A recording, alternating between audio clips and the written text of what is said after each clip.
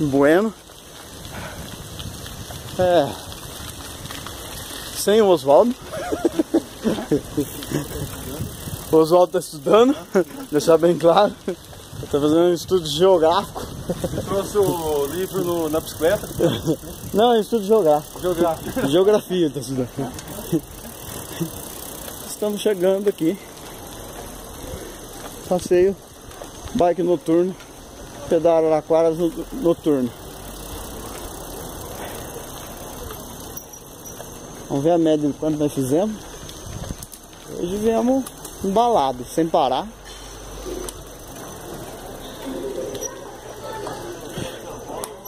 Chegando aqui.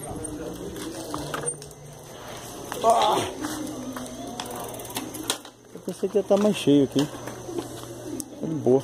Acho que não ganhar salgado de salsicha. Sei não, hein? Hoje tá meio difícil ganhar salgado de salsicha. Ah, tá cheio lá.